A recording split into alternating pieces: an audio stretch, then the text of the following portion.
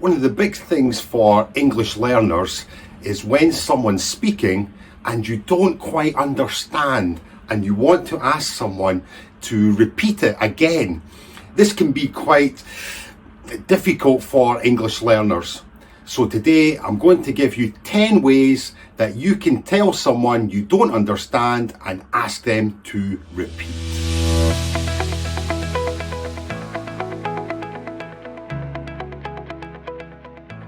So welcome along to my YouTube channel. If this is your first time here, welcome along. Don't forget to subscribe and get all the latest Learn English videos that's going to help you to improve your English skills. I didn't quite catch that. Now this is a really popular way for natives to do the same thing. Of course, for natives, we don't understand some things. Maybe someone has spoken and it's not very clear what they've said, or the instructions are difficult to understand. So this is something we would say. I didn't quite catch that. What was that? I didn't quite catch that. I didn't quite catch what you said. So it's very an informal way to say to someone, I don't understand. Can you repeat again, please? Run that by me again. We use this when someone is giving us information, or perhaps they are giving us some details or some plans, and you don't understand the meaning of what is being said. You don't understand maybe the words, or you don't understand the whole plan itself. So we would say this to someone and we would say, can you run that by me again? Can you run that by me again? Really good one to use as well.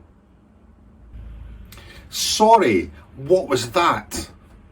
Now this is actually quite difficult one to use, because this is all about how you actually say it. Not the words themselves, but how you say it. For example, if you say, sorry, what was that? Very light. This is asking someone to repeat it. But if we say it with a little bit, stronger voice, sorry, what was that? This can be quite confrontational, and where perhaps someone has insulted us, that we want them to repeat it just to make sure we heard them correctly. So, I'm sorry, what was that? If we say it light, we're asking someone, can you repeat? If we say it heavy, sorry, what was that?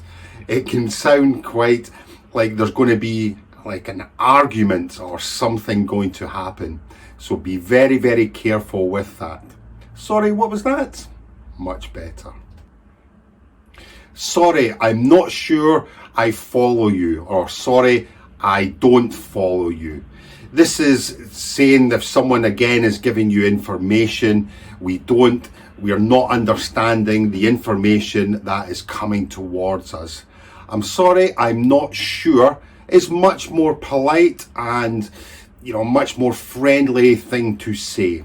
I'm sorry, I don't follow you is much more direct, and this shows that we have no idea and no clue what has been said. I'm sorry, I'm not sure I follow you is a good one to use when we don't know someone. We're being very indirect and very polite. I'm not sure is really good way to show that you are being indirect. I'm sorry, I didn't get that. Again, this is maybe, imagine that you're at work and someone is explaining a process or a procedure or a situation, and we didn't understand it, we don't know what's happening. We can say this phrase, I'm sorry, I don't get it. Or I'm sorry, I didn't get it. We can also use that at the end. I'm sorry, I don't get that. Or sorry, I didn't get that. Probably that one sounds a little bit better. I'm sorry, I didn't get that.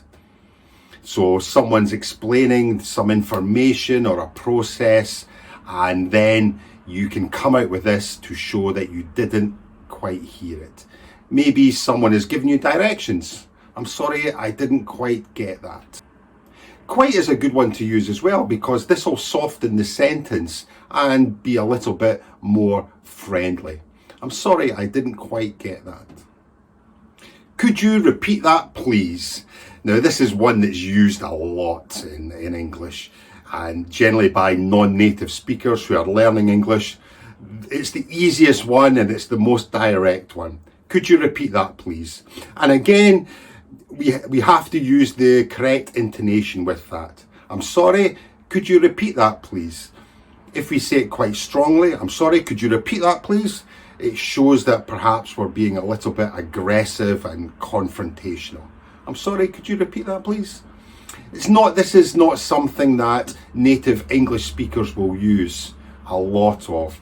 We usually use that, as I said, more about in a confrontational kind of way. So even though we say it, it's not very common for a native English speaker to use. Could you say that again, please? It's a bit similar to, could you repeat that? Could you say that again, please? Now, this is quite important to actually use the full sentence here. Could you say that again, please? If you say that again, that is very, very confrontational and very aggressive. Could you say that again, please? So we have to say please, and we have to say could. Could you say that again, please? Or can you say that again, please? This would be used quite a lot with native English speakers to use.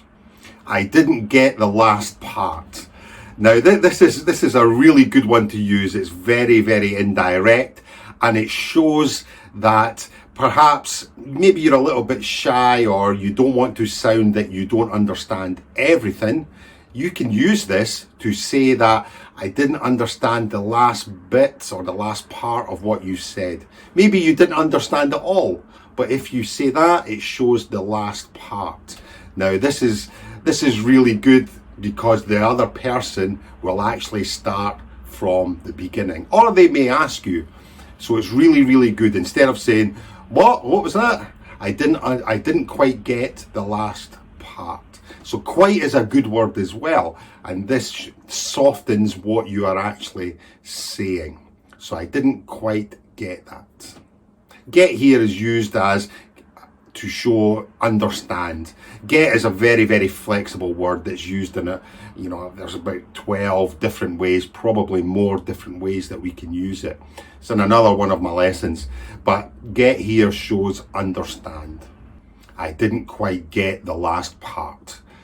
Very, very indirect, really good one to remember to use. Typical one, I'm sorry. Now, when we say this, it's always really important to raise your voice at the end. I'm sorry. And this shows that you are pushing yourself closer to get a better understanding of what's been said. If you say, I'm sorry, this is quite direct. And again, intonation is so important. If we say, I'm sorry, this is showing a little bit that you sound a little bit angry. So try and raise your voice at the end. I'm sorry, really good one. I'm sorry, you've lost me. We use this quite a lot when someone is explaining something and we hold our hands up and we say, I just really have no idea what you're talking about. I'm really sorry. We can say, I'm sorry, you've lost me. And used a lot by native speakers in most situations.